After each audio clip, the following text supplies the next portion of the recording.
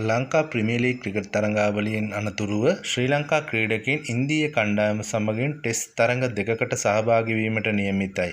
ඒ සඳහා සහභාගී වන ඉන්දීය කණ්ඩායම මේ වන විටත් ශ්‍රී ලංකාවට පැමිණ තිබෙන අතර ඔවුන් මේ දිනවලදී SLC11 කණ්ඩායම සමගින් 3 දින පුහුණු තරඟයකට සහභාගී වී සිටින්නේ. තරඟ දෙකකින් සමන්විත ටෙස්ට් ක්‍රිකට් තරඟාවලියේ පළමු ටෙස්ට් තරඟය අගෝස්තු මාස 15 වනදා ගාල්ල ජාත්‍යන්තර ක්‍රීඩාංගණයේදී පැවැත්වෙන අතර දෙවන ටෙස්ට් ක්‍රිකට් තරඟය අගෝස්තු මාස 23 වනදා කොළඹ SSC ක්‍රීඩාංගණයේදී පැවැත්වීමටයි සැලසුම් කර තියෙන්නේ. තවද මේ වන විට වාර්තා වන අන්දමට ශ්‍රී ලංකා කණ්ඩායමේ සිටින ජ්‍යෙෂ්ඨතම වගේම දක්ෂම පිතිකරුවන් දෙදෙනෙකුට ටෙස්ට් ක්‍රිකට් තරඟාවලියේ අහිමිව යන බවද වාර්තා වනවා. ඒ හේතුවෙන් ශ්‍රී ලංකා කණ්ඩායම මේ වන විට දැඩි අර්බුදකාරී තත්ත්වයකට මුහුණ පා ඇති බවද වාර්තා වනවා. මැණික් කටුවේ සැත්කමින් පසුව සුවය ලැබමින් සිටින පැතුම් නිසංක තවමත් සම්පූර්ණ සුවය නොලබා සිටින අතර දිගු වේලාවක් පිතිකරණයේ යෙදෙන විට වේදනාවක් දැනෙන බවයි සඳහන් වෙන්නේ. ඒ අනුව පැතුම් නිසංකට ඉන්දියාව සමග පැවැත්වෙන පළමු ටෙස්ට් ක්‍රිකට් තරඟය අහිමි වීමට වැඩි ඉඩක් පවතින බවයි වාර්තා වෙන්නේ. මේ අතර කුසල් මෙන්ඩිස් සිදු කළ ස්කෑන් පරීක්ෂණ වලින් අනතුරුව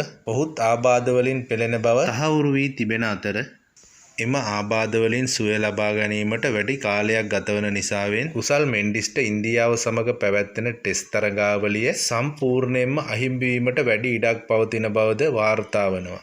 තවද තරඟ දෙකකින් සමන්විත මේ ටෙස්ට් ක්‍රිකට් තරඟාවලිය චැනල් 9 නාලිකාව ඔස්සේ සජීවීව විකාශනය වන අතර තරඟ දෙකම නැරඹීමට ප්‍රේක්ෂකයින්ට කිසිදු මුදලක් අය නොකර ක්‍රීඩාංගණවලට පැමිණ නැරඹීමට අවස්ථාව ශ්‍රී ලංකා ක්‍රිකට් ආයතනය විසින් උදා කර දී තිබෙන බවද වාර්තා වනවා.